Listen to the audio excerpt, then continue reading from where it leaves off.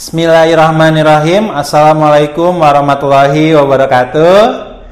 Selamat siang adik-adik. Semoga adik-adik siang ini dalam keadaan ceria, keadaan sehat walafiat, dan tanpa kekurangan apapun.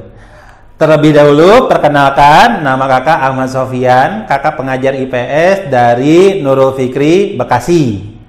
Nah, kemudian adik-adik sebelum kita ke materi, yaitu mengenai pergerakan nasional, terlebih dahulu adik-adik follow medsos dari Nurul Fikri Bekasi. Ada 3 medsos adik-adik. Yang pertama Instagram, yaitu Nurul Fikri Bekasi, kamu follow adik-adik. Yang kedua Facebook. Facebooknya adalah Bimbingan dan Konsultasi Belajar Nurul Fikri. Yang ketiga YouTube-nya, kalian subscribe, yaitu Bimbel NF Bekasi. Nah, itu ya. Nah, kemudian untuk hari ini materi yang akan sampaikan sama adik-adik yaitu materi sejarah kelas 8 SMP pergerakan nasional bagian kedua. Nah, tapi sebelum mulai kita bismillah dulu biar diberi kelancaran, keberkahan, dan apa yang kakak sampaikan bisa adik-adik pahami dengan mudah. Baik, kita mulai dengan bacaan basmalah. Bismillahirrahmanirrahim. Baik ya, kita mulai ya. Kita mulai dengan slide pertama. Nah, adik-adik, kita harus tahu bahwa yang namanya pergerakan nasional untuk bagian kedua ini kakak kasih waktu periodisasinya dari mulai 1930 sampai 1942. Nah, adik-adik, ciri pergerakan nasional atau organisasi pada kurun waktu 1930 sampai 1942 ada beberapa hal. Satu, yaitu kooperatif. Artinya apakah? Kooperatif itu artinya organisasi yang berdiri pada masa ini itu bekerja sama dengan Belanda. Kemudian moderat, artinya organisasi ini dia lebih cenderung mencari aman dan lebih cenderung bermain cantik dalam memperjuangkan kemerdekaan Indonesia. Nah, pada periodisasi ini ada beberapa organisasi yaitu Partindo, kemudian PNI, Parinda, Gerindra, dan GAPI. Nah, baik adik-adik, ini organisasi yang akan kakak bahas. Sebelum itu kalian pahami dulu, kakak ulang lagi sekali lagi. Periodisasi untuk pergerakan nasional bagian kedua yaitu dimulai 1930 sampai berakhir 1942. Kenapa berakhir 42? Karena di tahun 42 Belanda menyerah, Jepang datang ke Indonesia. Untuk periodisasi ini memiliki ciri-ciri tadi kakak bilang, kooperatif, bekerja sama dengan Belanda, kemudian moderat, artinya perjuangan untuk meraih kemerdekaan tidak ekstrim, lebih cenderung jaga aman. Nah, contoh organisasinya yang pertama ada Partindo, kemudian ada PNI baru, kemudian ada Parindra, Gerindra, dan GAPI. Nah, itu ya adik-adik ya untuk yang akan kakak sampaikan pada bahasan hari ini. Yuk kita lanjut ke slide yang pertama adik-adik. Ya, ini dia nih. Ada yang namanya Partindo. Nah, adik-adik, Partindo ini adalah organisasi yang didirikan oleh Mr. Sartono. Kenapa kak? Emang kronologinya bagaimana? Jadi begini deh, sebelumnya itu ada namanya organisasi PNI yang didirikan oleh Bung Karno, adik-adik. Nah, kemudian setelah Bung Karno ditangkap, kemudian PNI dibubarkan, adik-adik. Dan kemudian nantinya itu anggota PNI terbagi ke dalam 2 bagian. Ada yang menginginkan PNI tetap berdiri, ada yang menginginkan PNI bubar. Nah, akhirnya ada seorang tokoh bernama Mr. Sartono membubarkan PNI dan diganti dengan Partai Indonesia. Ada beberapa tokoh yang menolak. Salah satunya adalah Sultan Syahrir dan Bung Hatta yang nanti mendirikan PNI baru. Nah, kita fokus ke Partindo ya, adik-adik ya. Partai Indonesia memiliki beberapa prinsip, adik-adik. Nah, prinsip yang pertama adalah menentukan nasib sendiri. Maksudnya apa? Indonesia sudah layaknya mengurus rumah tangga sendiri. Indonesia sudah waktunya bebas dari belenggu penjajahan. Indonesia sudah layak menjadi negara berdaulat. Jadi prinsipnya satu, menentukan nasib sendiri, artinya Indonesia merdeka atau berdaulat. Dua, demokrasi. Demokrasi adalah sistem pemerintahan di mana kekuasaan tertinggi berada di tangan rakyat. Kemudian non-kooperasi. Non-kooperasi itu apakah? Kalau kooperasi bekerja sama, kalau non-kooperasi tidak bekerja sama. Lalu marhaenisme. Apa itu kakak marhaenisme? Marhaenisme itu adalah paham kerakyatan. Baik, kakak ulang sekali lagi ya. Untuk prinsip Partai Indonesia ini yang didirikan oleh Mr. Sartono, satu, menentukan nasib sendiri, artinya Indonesia sudah layak untuk jadi negara berdaulat alias merdeka. Dua, menginginkan pemerintahan yang demokrasi di mana kekuasaan tertinggi berada di tangan rakyat. Kemudian yang ketiga, non-kooperasi, dalam perjuangannya tidak bekerja sama dengan Belanda. Marhaenisme, yaitu lebih cenderung kerakyatan. Nah, sayang adik-adik, organisasi ini kemudian dibubarkan. Nah, kemudian setelah Partindo, ada yang ditanyakan nggak? Kalau tidak ada, kita lanjutkan untuk berikutnya. Nah, adik-adik, kalau berikutnya itu nanti ada organisasi bernama PNI baru, adik-adik. Nah, adik-adik mesti ingat, tadi di awal sudah kakak jelaskan, PNI setelah Soekarno ada dua kubu. Ada yang minta PNI itu bertahan, ada yang dibubarkan. Nah, PNI baru ini nanti tokohnya ini yang menolak dibubarkan. Bereaksi keras terhadap tindakan yang dilakukan Mr. Sartono, di mana mendirikan namanya PNI baru. Nah, adik-adik. Nah, PNI baru ini adalah organisasi yang didirikan dua tokoh yang terkenal, Muhammad Hatta dan Sultan Syahrir. Nah, berbeda untuk PNI sebelum Bung Karno. Kalau sebelum Bung Karno lebih mengutamakan pengerahan massa sebanyak-banyaknya, perekrutan rakyat sebanyak-banyaknya, anggota sebanyak-banyaknya. Kalau PNI baru lebih fokus pada kaderisasi, menyiapkan anggota yang disiapkan untuk menjadi penerus pemimpin berikutnya. Nah, adik-adik, cita-citanya itu apa? Kemerdekaan Indonesia. Nah, kemudian adik-adik, strategi perjuangannya itu adalah dengan kaderisasi. Nah, kemudian media perjuangannya ada surat kabar namanya Daulat Rakyat. Nah, ternyata adik-adik, Belanda merasa cemas akan keberadaan PNI baru ini. Maka nantinya beberapa tokoh yaitu Hatta dan Sultan Syahrir nantinya ditangkap oleh Belanda, dibuang ke Bovendigul dan Pulau Banda. Sehingga nantinya adik-adik setelah dua tokoh ini dibubarkan, ditangkap, nantinya itu PNI baru itu hilang ininya ya, suaranya. Baik, PNI baru sudah kakak jelaskan. Lanjut ke yang berikutnya.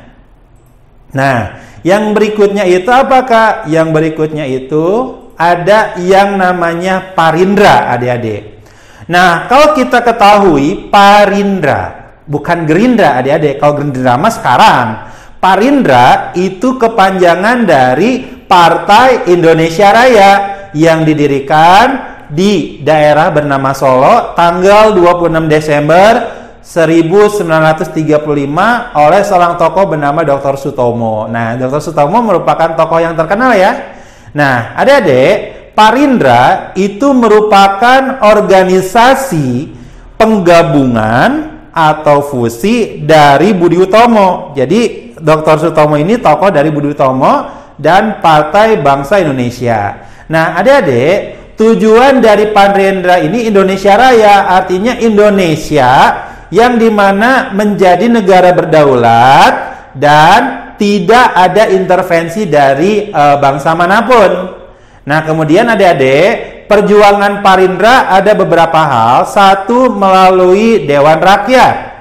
Nah, Volksrat. Volks artinya rakyat, Rad artinya dewan. Nah, kalau sekarang DPR ya, adik-adik ya. Nah, perjuangannya nanti yaitu melalui Volksrat mendesak pemerintah mendirikan sekolah baru. Nah, artinya ingin yang namanya pendidikan itu merata, tidak ada yang namanya diskriminasi. Nah, kemudian Parindra ini ingin yang namanya pendidikan itu sama, tidak hanya dinikmati oleh golongan tertentu. Lalu berikutnya yaitu meninjau kembali Badan Hukum Anak Negeri. Maksudnya apa? Artinya Parindra ini ya mengkritik segala kebijakan yang menyulitkan berdirinya organisasi yang dibuat oleh anak negeri. Nah, itu ya. Oke, adik-adik ya, sampai sini dulu. Ada yang tanyakan nggak? Kalau tidak, kakak lanjutkan lagi ya ke materi berikutnya. Nah, slide berikutnya ya. Nah, ini nih. Nah, adik-adik, untuk berikutnya itu ada yang namanya GAPI, adik-adik. Nah, ini Parindra ini udah selesai nih, adik-adik ya. Ada GAPI, Gabungan Politik Indonesia. Nah, Gabungan Politik Indonesia didirikan oleh seorang tokoh bernama Muhammad Husni Tamrin. Nah, Gabungan Politik Indonesia didirikan sebagai reaksi ditolaknya petisi Sutarjo oleh pemerintah kolonial Belanda, yaitu sebuah petisi di mana isinya itu mengenai keinginan rakyat Indonesia kepada pemerintah kolonial. Nah, Gabungan Politik Indonesia nantinya ada beberapa tujuan. Satu, ada menghilangkan kata inlander ya. Kenapa inlander? Karena pada waktu itu, adik-adik, kata inlander itu yang diucapkan oleh pemerintah kolonial terhadap bangsa Indonesia itu amat menyakitkan. Seolah kita dianggap rendah. Makanya adik-adik, GAPI meminta yang namanya kata inlander diganti dengan Indonesir ya, untuk memperhalus dan dianggap sama. Itu yang pertama. Nah, adik-adik, selain itu juga yang kedua yaitu adanya Indonesia berparlemen, adik-adik. Selama ini Indonesia berparlemen di sini maksudnya apa, Kak? Selama ini kan kita tahu yang menjadi parlemen kebanyakan orang Belanda. Nah, yang diperjuangkan dalam Gabungan Politik Indonesia ini adalah di mana yang menjadi anggota parlemen adalah orang Indonesia sendiri, bukan dari orang asing.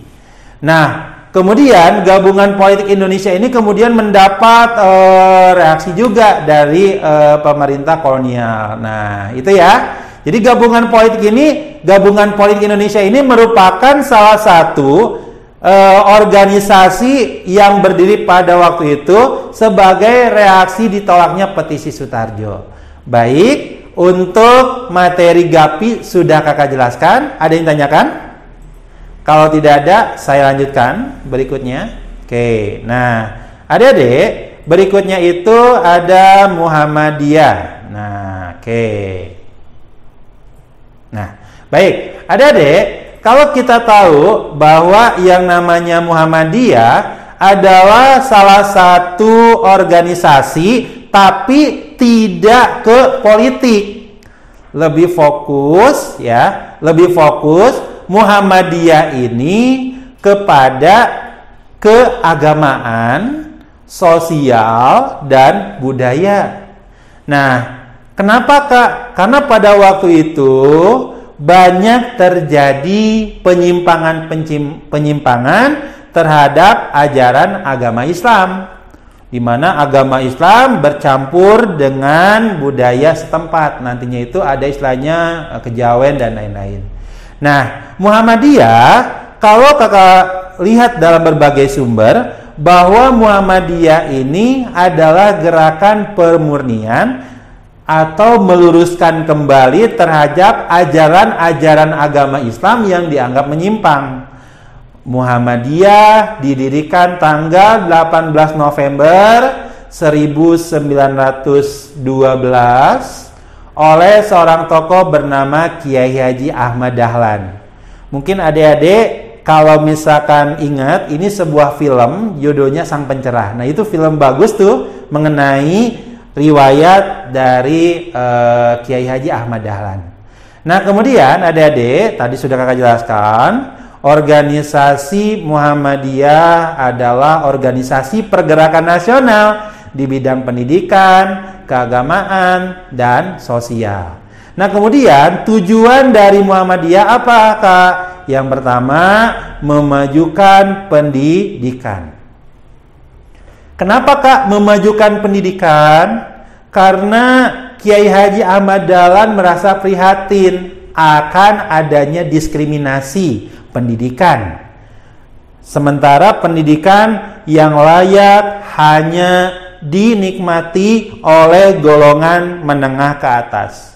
Sementara golongan ke bawah hanya mengenyam pendidikan yang tidak begitu layak. Makanya nantinya adik-adik fokus pertama di bidang pendidikan, mendirikan pondok pesantren, kemudian sekolah, bahkan sampai rumah sakit juga. Itu yang pertama, yaitu memajukan pendidikan. Lalu yang kedua, yaitu pengajaran agama Islam, adik-adik.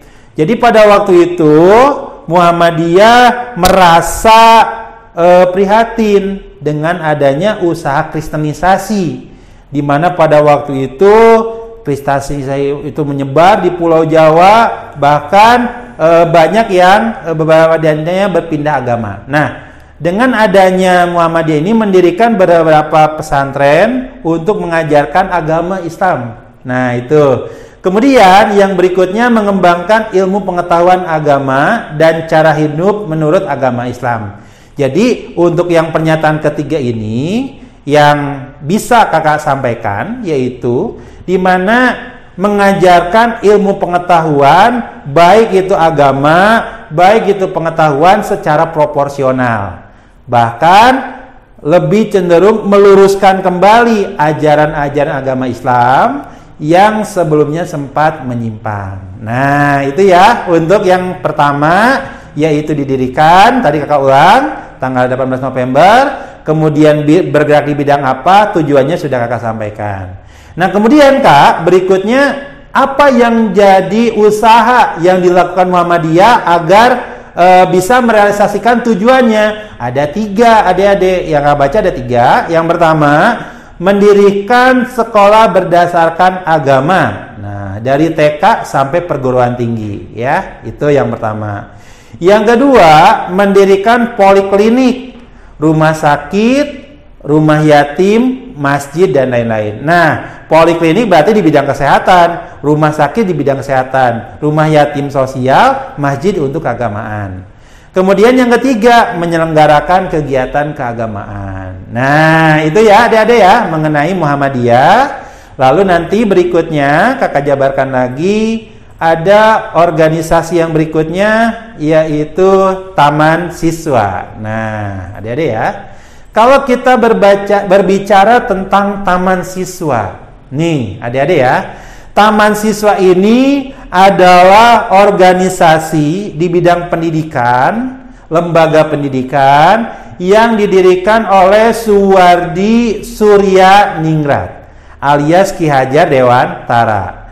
Taman Siswa adalah bentuk kepedulian beliau terhadap dunia pendidikan karena Ki Hajar Dewantara merasa prihatin dengan adanya diskriminasi pendidikan pada waktu itu. Nah, kemudian atas jasanya pemerintah Indonesia memberikan penghargaan kepada beliau sebagai Bapak Pendidikan Indonesia. Nah, yuk kita lihat ya adik-adik ya. Taman Siswa didirikan pada tanggal 2 Juli 1922 di Yogyakarta, di mana mendirikan Taman Siswa ini berdasarkan hari lahir. Jadi tanggal 2 Juli ini adalah hari kelahiran Ki Hajar Dewantara. Organisasi pergerakan di bidang pendidikan, kenapa dipilih? Karena berdasarkan hari lahir. Nah, adik-adik, Taman Siswa ini kemudian dihambat oleh pemerintah kolonial dengan adanya sebuah undang-undang yang dikenal dengan Wilde Scholen-Ordonnantie untuk menghambatnya, yaitu Undang-Undang Sekolah Harian. Tapi dengan perjuangan gigih dari Ki Hajar Dewantara, undang-undang itu kemudian dimentahkan. Nah, kemudian dalam mendirikan taman siswa, Ki Hajar Dewantara menerapkan konsep pengajaran. Yang pertama, yaitu ingarso sing tulodo, yaitu di depan memberikan contoh. Nah, itu yang pertama. Jadi ingarso sing tulodo, yaitu di depan memberikan contoh. Kemudian ing madia mangun karso, artinya apakah? Yaitu di tengah memberikan motivasi dan bimbingan. Lalu ada tutwuri handayani, yaitu di belakang memberikan dorongan. Nah, adik-adik, demikian kakak sampaikan materi mengenai pergerakan nasional. Nah, nanti silakan adik-adik kerjakan dulu soal pelatihannya yang sudah kalian download di akun SIP kalian. Nah, kita iklan dulu untuk sejenak. Nanti kakak akan kembali lagi untuk pembahasan soal yang kalian kerjakan. Silakan kalian kerjakan dulu.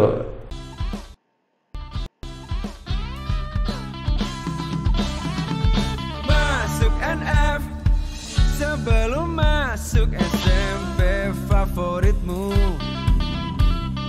Masuk NF sebelum masuk SMA favoritmu. Masuk NF sebelum masuk SMP favoritmu. Masuk NF sebelum masuk SMA favoritmu.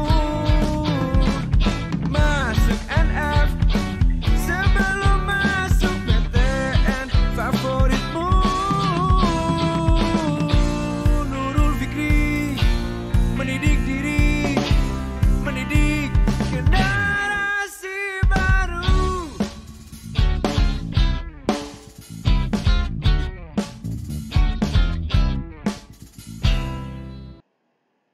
Oke, baik. Adik-adik, gimana? Udah mengerjakan soalnya? Udah? Baik. Kalau misalkan udah, kita jabarkan untuk yang pertama, adik-adik. Nah, tadi sudah kakak jelaskan tentang Partindo. Tadi sudah nyimak kan materinya?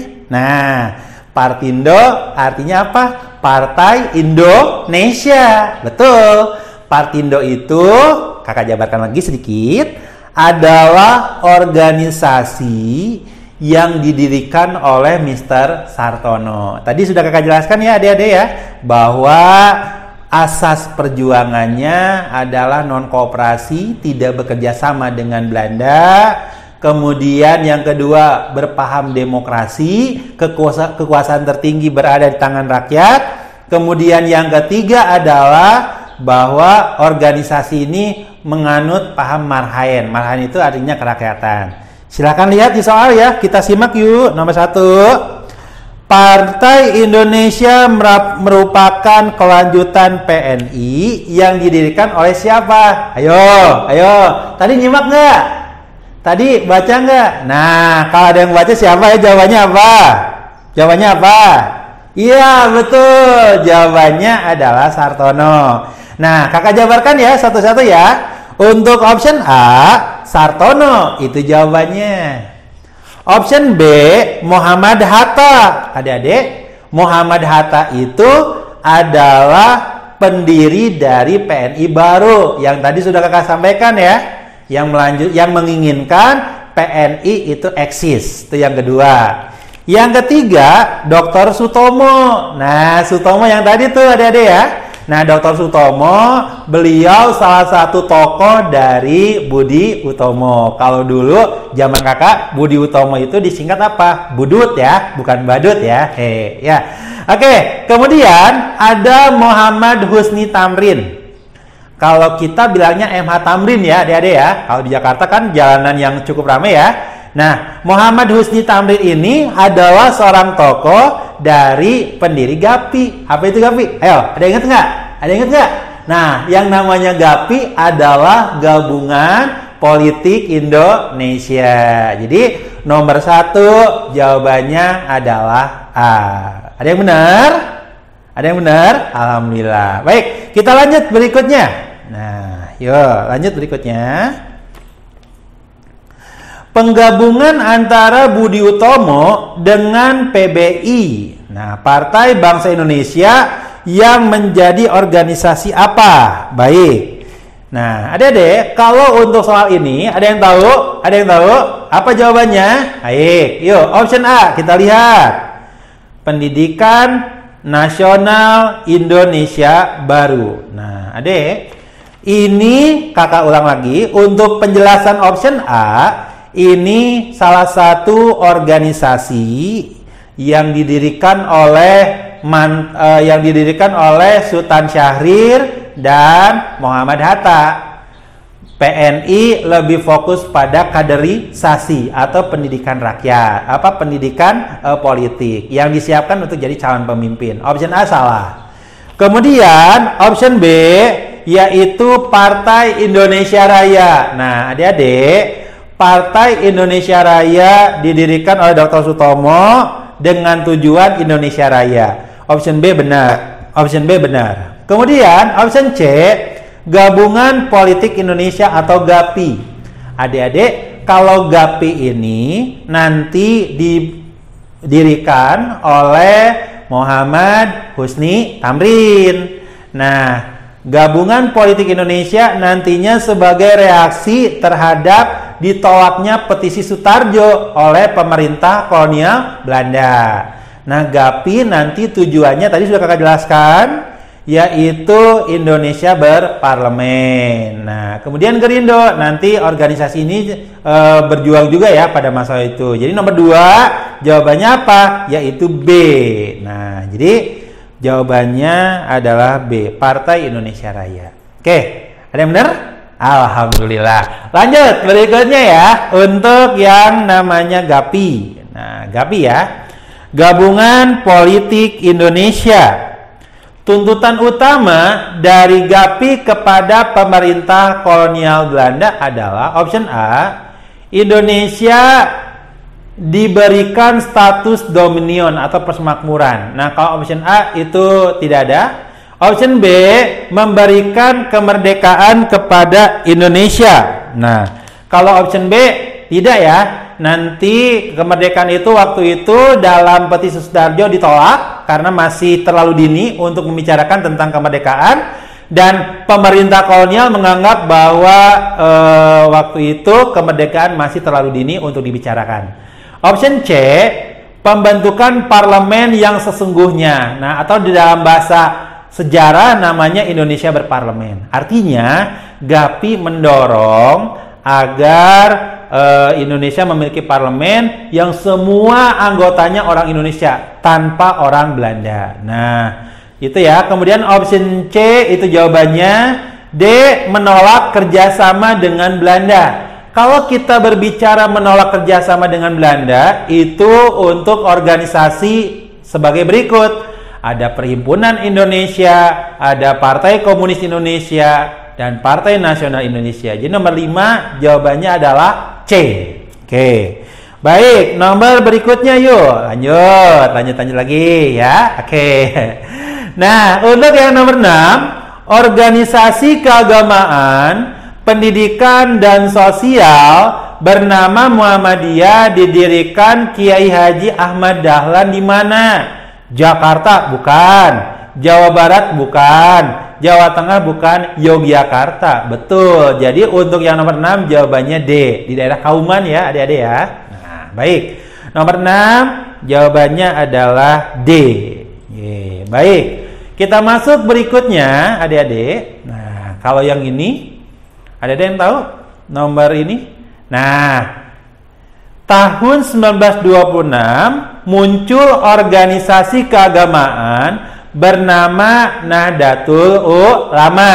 Nah, adik-adik, kalau Nahdlatul Ulama ini nanti merupakan organisasi yang dimana memunculkan tokoh-tokoh yang terkenal. Ada almarhum Wahid Hasyim dan nanti ada yang namanya Gus Dur nanti ke depannya. Nah, Baik, munculnya organisasi keagamaan bernama Nahdlatul Ulama. Perlu adik-adik ketahui bahwa Nahdlatul Ulama adalah salah satu organisasi yang didirikan di daerah Jawa Timur, khususnya di Jombang ya, Tebu Ireng nantinya. Nah, berikut ini siapa yang jadi pendirinya?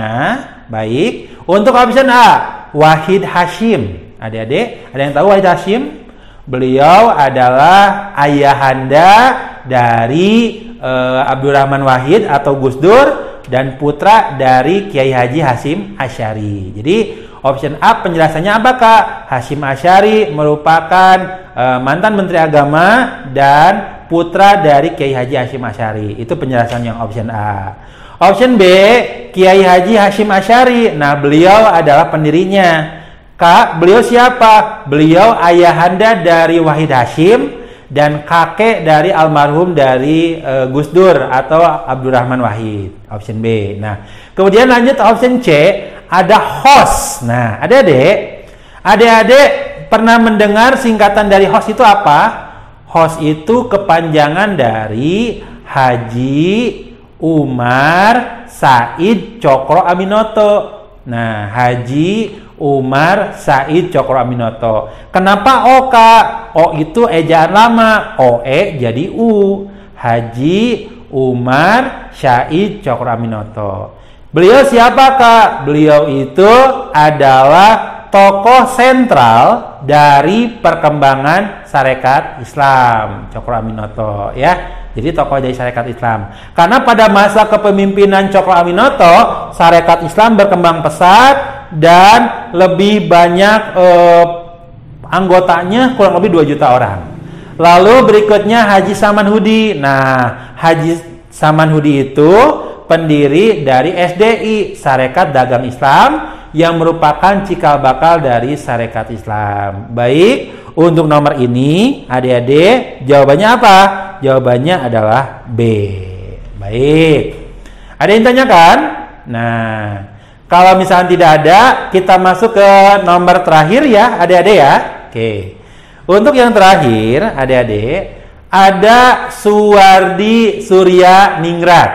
Nah, tadi sudah kakak jelaskan bahwa Suwardi Surya Ningrat atau Ki Hajar Dewantara mendirikan lembaga pendidikan atau organisasi bernama Tamsis alias Taman Siswa kalau singkatannya. Nah, salah satunya konsep pengajaran beliau adalah ada Ingarso Sing Tulodo. Nah, ini nih ya. Oke. Baik. Apa arti dari Ingarso Sing Tulodo? Kita lihat, jabarkan ya option A. Yang option A di depan memberikan contoh. Nah, itu jawabannya ya. Option A itu jawabannya. B, di tengah memberikan motivasi. Di tengah memberikan motivasi itu namanya Ing Madya Mangun Karso. Ing Madya Mangun Karso artinya di tengah memberikan motivasi. Lalu Tutwuri Handayani, yaitu apa Kak? Yaitu di belakang memberikan dukungan. Jadi nomor 8 jawabannya apa Kak? Jawabannya adalah A. Baik. Nah, adik-adik, dari materi yang kakak sampaikan ini, ada yang tanyakan nggak? Kalau tidak ada beberapa info penting yang akan kakak sampaikan. Yang pertama adik-adik apa? Info penting yang pertama. Info penting yang pertama adalah Nurul Fikri sekarang lagi membuka program yaitu 30%, diskon 30% yang dimulai dari 1 Maret sampai 15 April 2020. Apabila adik-adik berminat untuk bergabung di NF, adik-adik bisa menghubungi lokasi terdekat, menghubungi kontak nomor terdekat, tidak usah datang ke lokasi, cukup menghubungi kakak stafnya, kemudian nanti adik-adik dapat mendapatkan penjelasan yang lebih rinci mengenai Nurul Fikri. Nah, itu yang pertama ya. Yang kedua, jangan lupa adik-adik follow medsos dari Nurul Fikri Bekasi. Ada 3 adik-adik. Yang pertama Instagram, Jangan lupa adik-adik follow Nurul Fikri Bekasi. Facebooknya yaitu Bimbingan dan Konsultasi Belajar Nurul Fikri. YouTube-nya jangan lupa adik-adik subscribe ya, yaitu Bimbel NF Bekasi. Nah itu ya adik-adik ya, informasi tambahan dari kakak. Nah kita akhiri ya adik-adik pembelajaran kali ini. Semoga apa yang kakak sampaikan bisa adik-adik pahami dengan mudah dan bisa bermanfaat. Dan kakak mohon maaf apabila ada kekurangan, ada kehilafan dalam materi yang kakak sampaikan. Besar harapan kakak apa yang kakak sampaikan bisa bermanfaat. Dan kakak tunggu di Nurul Fikri. Wabillahi taufiq wa hidayah. Wassalamualaikum warahmatullahi wabarakatuh.